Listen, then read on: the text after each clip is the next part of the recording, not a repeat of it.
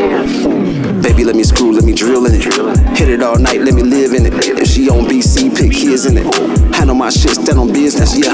Throw that pussy back, I love that shit. Must be love, cause it hug my dick. Feeling so good off these drugs and shit. Got me thinking that I really love this bitch. Shooting my shot from afar, I'm a sniper. Stretch marks on a little booty like a tiger. Eat the little bitch up, yeah, like a slider. Call a hot girl, little pussy got fire. Oh, damn, then we got lit. Pulled up to the club with my little shit. Bottle at the bottle, and I spit some little shit. I buy this bitch the world, just throw a little bit. All my bitches love me cause I treat them like I'm supposed to. Got these bitches twerking in a Bentley and a Rose, yeah. Treat it like the gas, I mash it, yeah. Got us much of fire, we matches, yeah. Treat it like the bag, I stash it, yeah. I buy my bitch bags and lashes, yeah. Take her to the club, let her shake a little shit. Buy a little hookah, wanna smoke a little bit. Money and shit, when I'm drunk, I'm lit. How much the club, I buy this whole bitch. Baby, let's get it, ride with a stunner. If you let me hit it, baby, I'll be your come up. Welcome to the Press for Conversation podcast. I'm your host, Mr. Layback Corey. Man, we got a special guest in today, man. This dude, man, we would say jack of all trades, but he's a master of all trades, man. This guy is a producer, a music producer, a DJ, a sound designer, and we also gonna get into some things, man, that he did. He did a lot of work, y'all, behind the scenes. My man, SpazoutSteve, what's up, man? What up, dog? You feeling?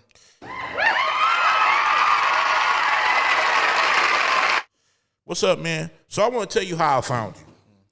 It was on the gram. But for the people out there that's listening to this podcast, I found you because I went on the Hall of Fame page with DJ BJ whatnot. Yeah. And I seen you do some work over there as well. But let's talk about, man, I seen about you. What made you get into the realm of music? Probably high school when I was not even high school, probably middle school. When I was in middle school, I just started playing in band and shit, like playing trumpet and shit, just working on music theory. It was something I was just used to, so it just transitioned into high school, marching band, concert band, all that shit. Mm-hmm. So after that, I went to college. I went to Lawrence Tech, and I was doing graphic design as a major because that's what I kind of did on the side when I was growing up. But then I just said fuck it, and I just dropped out. Oh, okay. What made you just drop? Because you sing the music with your thing. Yeah, and they had a music program, but that's not what that school was known for. Right. It was known for like just real tech shit, like medical shit. They had a music program, but I mean it was cool. But like, and I'm gonna tell you some real shit that I went through. Like, so they had an offsite studio that I used to intern at. That was my first internship that I started doing, and they had this big ass, nice ass studio, all type of shit, like even Adobe Atmos setup, all type of shit. I was interning there. They said, all right, you clean up, do what the fuck you're supposed to do. You can go in the studio, do what you want. I'm just like, all right, cool. So I just went in there and started making beats. But at the same time, I was going to DJ BJ studio, getting connected with all the other engineers, like shout out all my niggas, Ben, Renzo, Hicks, all them niggas.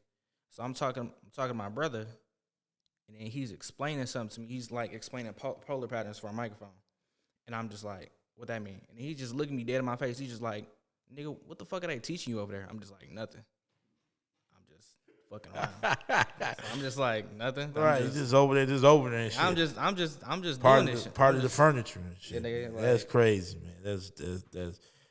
That's dope. So how's the relationship between you and DJ BJ? Like, oh yeah, that's my brother. That's my big brother. So like when I first started going to that studio, I mean I work at a lot of different shit, but that's kind of like my first home type shit. Like before I started going to that studio, I was just like outside, wasn't in college, just fucking around doing music shit wherever. So I started going to that shit. Met BJ, met the other engineers who are like pretty much all my brothers now. And, like, I came there originally as a producer, so I was, like, in the back cooking up, and it got to a point where, like, niggas would hear me cooking up in the back. They're just like, nigga, that shit hard. Like, how much you want? And then that's when I started turning that shit into a business. Do you remember the first beat you ever made, Steve? Yeah. Okay. So, do you still have it, or you just... Not on my phone, but I remember for sure. I remember the exact place I did it. I was in my bedroom. It was on my mom's old Dell computer, and then I got FL Studio, all stock plugins. I ain't gonna lie, like even listening to it now, like it wasn't bad. Like a lot of producers listen to their first beat, like nigga, it's trash. But like I listen to my shit, I'm just like, it's cool, like it's chill, I guess. You know, not terrible, but it's cool. Yeah. So Where did you get the name Spaz Out from? my cousin, Oh, for real? Yeah. What was you spaz out just in the studio or you Yeah. spaz out in public? What you be doing, man? it was just like, cause at first I just went by like, I don't know, like produced by Steve, I guess. He just like, nah, nigga, you spazzing out. I'm just like, fuck it. Now, how do you balance, because you're a DJ as well. So how do you balance that DJ, music producing, mixing and mastering? How you balance all that? Do you like set schedules? Or, cause I know you probably be real busy and shit like that. So how do you kind of, balance that out? At first it was real hard, cause at heart I'm just like a real introvert. I don't like niggas see who I really am when I'm around my friends and shit. But it's like I'm not the type of just go out and party and shit like that. I'm not that type of nigga. So when I started DJing, it forced me to be the opposite of who I was. And I had a conversation with BJ about it, and then he's just like, nigga, you have to have like a persona. It's like, nigga, when I'm outside, I'm SpazoutSteve. When I'm at home, I'm Steve. I'm chilling. So it's like the two opposite ends of the spectrum. I had to really figure out how to just switch in between those. So you basically had to have an alter ego. Yeah. Cause it's like, nigga, if I'm a DJ, there's a lot of things that come with being a DJ outside of just playing music. I have to be a people person. I have to learn how to talk to people. Men, women, all type of shit. I have to learn how to, like, if somebody want me to play something, for example, I'm just like, okay, cool. I got to learn how to handle that type of situation. Like, it's all type of shit I have to do besides play music. And that's not shit that I'm used to, just being in the studio making beats and engineering. So are you like you said, getting into that mode, like, because I know introvert, y'all don't mess with everybody. Yeah. So is it hard for you still to connect with different people? By you being an introvert, is it kind of hard, or you now you like, okay, I'm okay now? Yeah. Is it still that hard or no? Kinda, yeah. I've also learned how to just kind of like watch people for real. Like a part of being a people person, I've also learned how to watch people, watch their body language, and watch like the things that they say, and kind of sort of get a certain vibe off. Right. And I just match their vibe. Right. Well, I appreciate you coming in here today. I appreciate it, because I know you was reaching out to me, and I appreciate that. Cause it took me a while to come back here, but God is great, and I'm glad you're here today. And like I said, because sometimes it's hard trusting people, especially in the music field. You know what I'm saying? So let's get into it, man. I see you did some things for NBA 2K. That was that was a while ago. Yep. NBA 2K. Yep. How did that happen? We had first got the play from the gaming team. Okay. So gaming team, and then we got word from one of my brothers, and then we started cooking up for it. We had some records with an artist named Malcolm. Those came out pretty hard. We had the artist with Malcolm came up with the songs. We came with kind of like a mock-up to like put along, because at the time I didn't play 2K. I play 2K now, so it's like back then I wasn't. Yeah, I play it now because like I'm starting to get into basketball now, but back then I didn't play none of that shit. Yeah, I seen you online playing. You got your, what type of build you got? Shit, nigga, I'm still getting into it. So like, look. Right now, like my first 2K was 25, so this is my second 2K now. Now I'm experimenting with different builds. At first, I made a shooting guard. I think a 6'7", 6'8" shooting guard. Right now, I'm a 6'6" point guard. That's a tall ass point guard. Yeah. Man, you really trying to dunk on somebody now. Yeah, because like nigga, I'm all about shooting, playmaking, handles, all type of shit. That's really my focus. I'm like, but my shit kind of like a little bit of a center though. I mean, I ain't gonna lie, I fucked up. I made my nigga too heavy. That nigga's like 230. Damn. Yeah, I fucked up. But that nigga's kind of hard in the paint though. So right, I seen that on your page. I'm like, he wilding. So tell us, I see you did something for Eric Bellinger too. Yeah. How did that go upon? That's one of them that came through my man's being. So he is one of the main writers and engineers for him. Mm-hmm.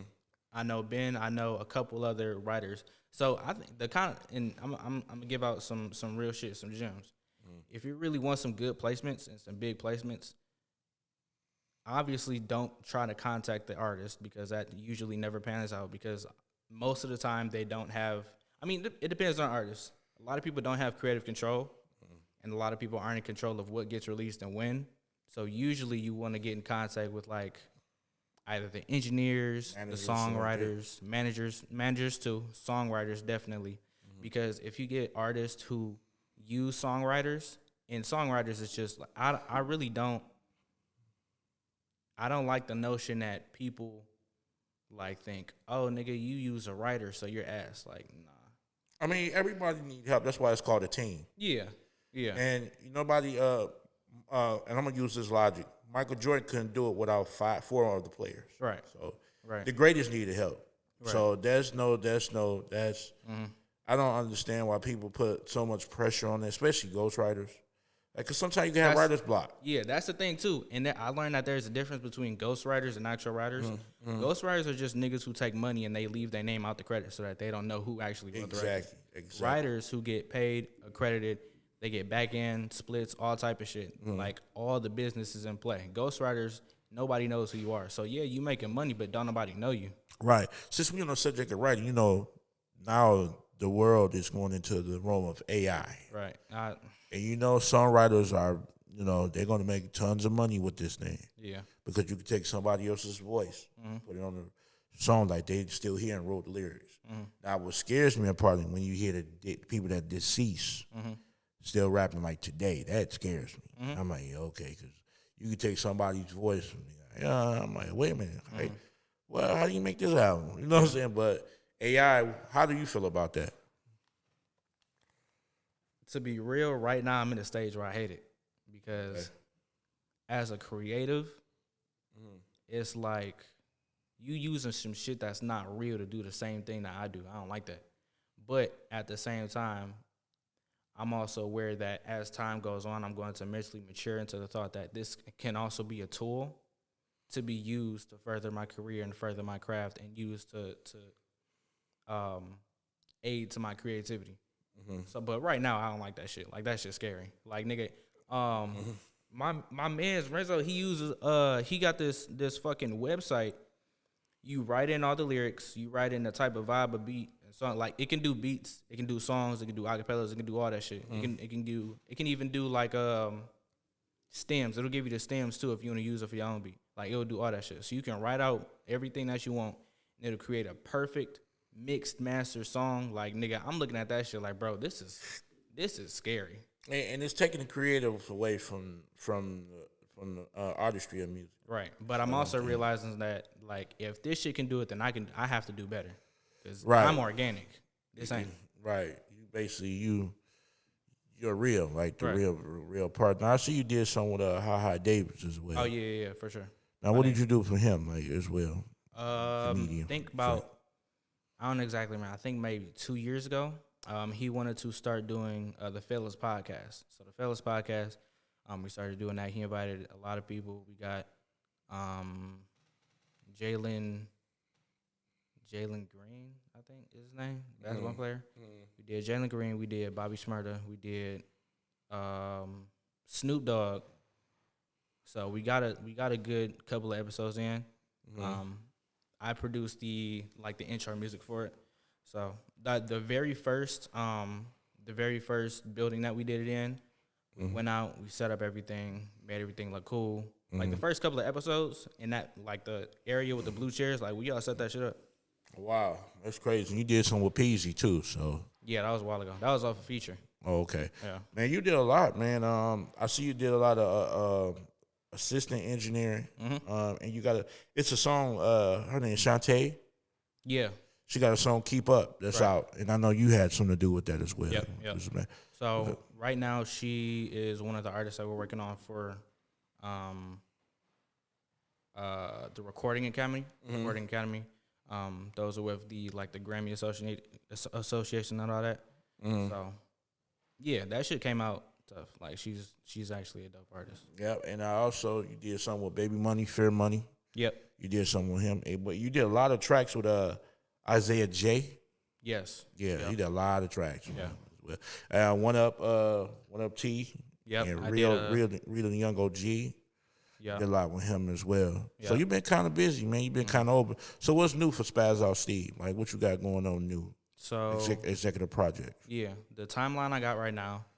On the 27th, I'm dropping an album with one of my artists, Big Swag. I got that with Big Swag. I'm executive producing it with DJ Mix, Bird.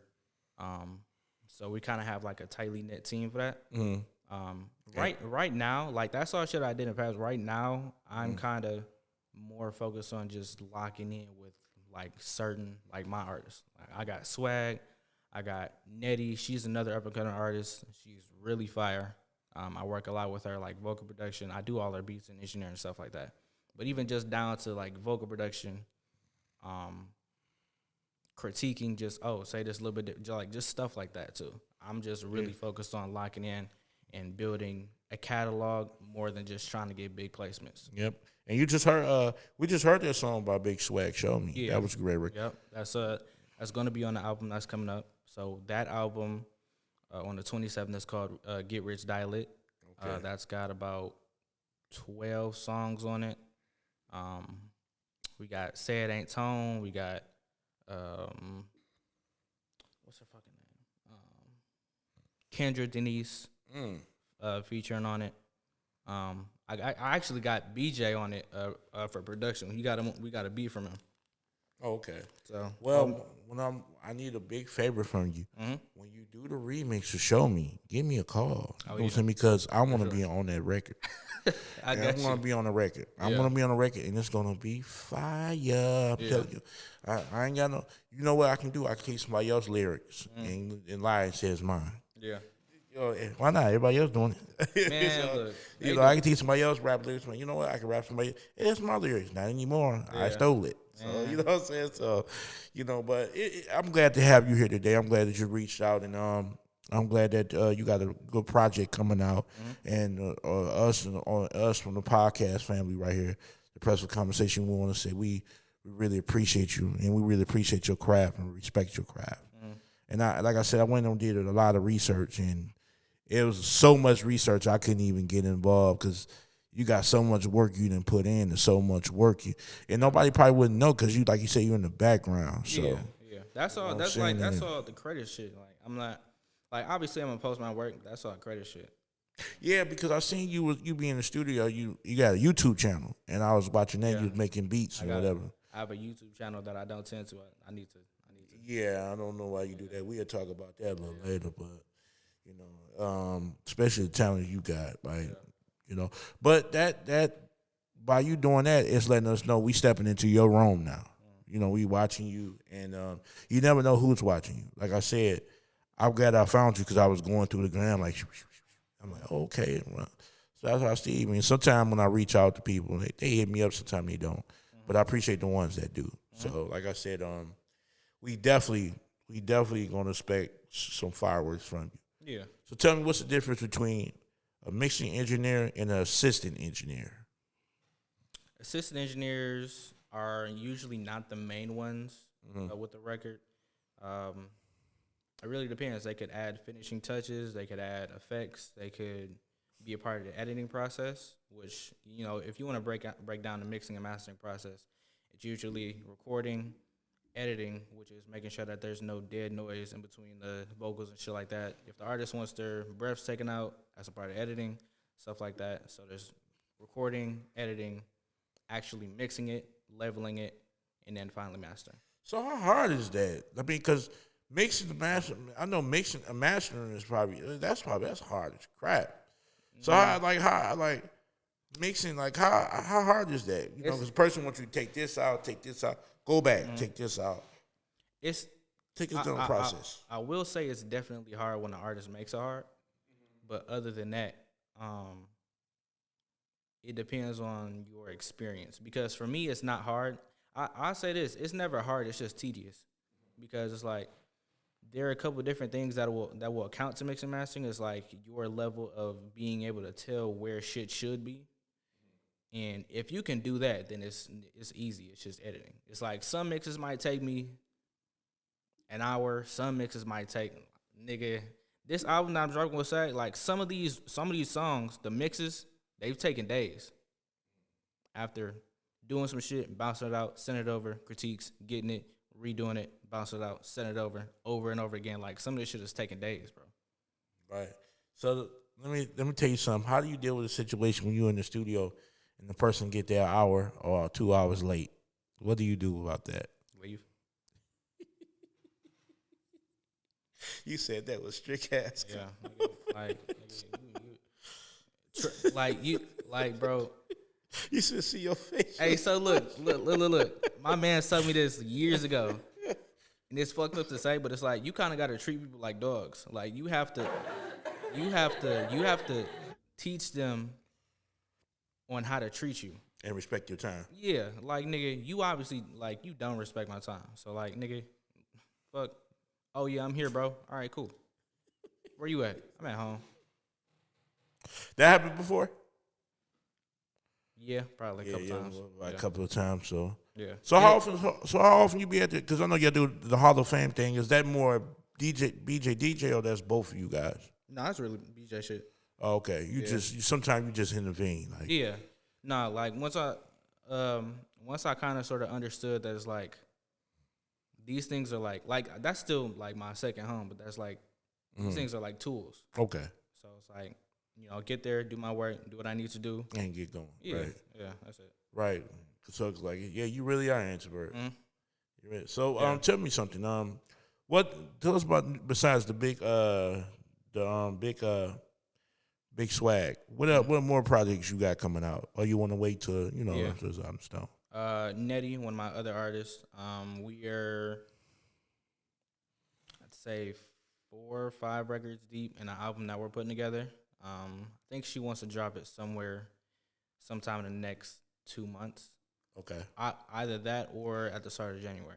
So that's kind of going to be like a real chill type of vibe. Okay. A lot of singing, a lot of melodics, shit like that. So she dropped a couple singles recently. I do all that shit, but we did Viewer Discretion. We did Catch My Drift.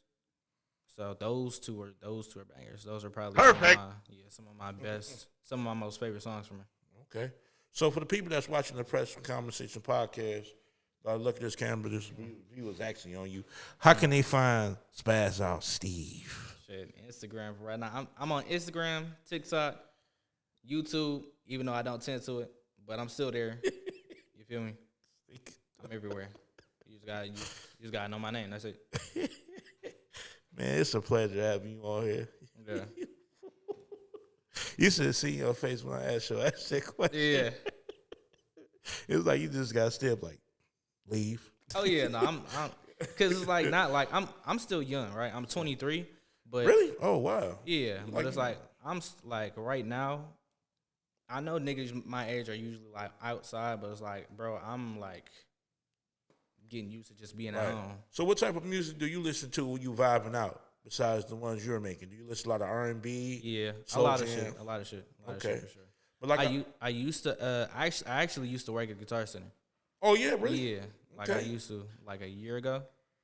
A lot of the niggas, so I mean, like I'm black. A lot of niggas there are just white.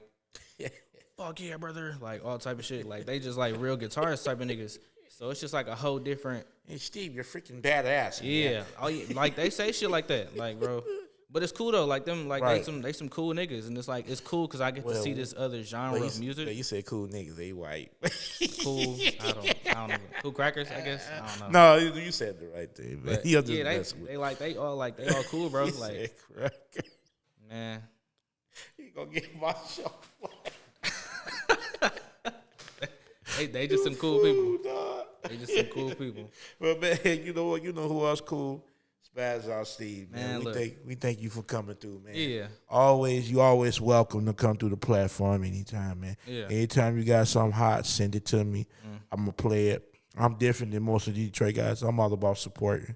Yeah. And putting this, not even the city, but the whole world on the map. Yeah, of course. And just putting people music out there, man. I appreciate you taking your time out, especially by you being an introvert. I appreciate you taking your time out and coming through. Please come through again. We appreciate me and my fans and the people that's watching this podcast. Please don't be a stranger. Please stop by again. I got you. All right, y'all. This is the Press for Conversation podcast. I'm your host, Mr. Layback Corey. Make sure you follow me on Instagram on the interviewer guy, and I'm also on YouTube. Hit that like and comment and subscribe button, and make sure y'all follow my man SpazoutSteve. Hit him up. He's on Instagram as well. He's one of the hottest in the city, y'all. Peace.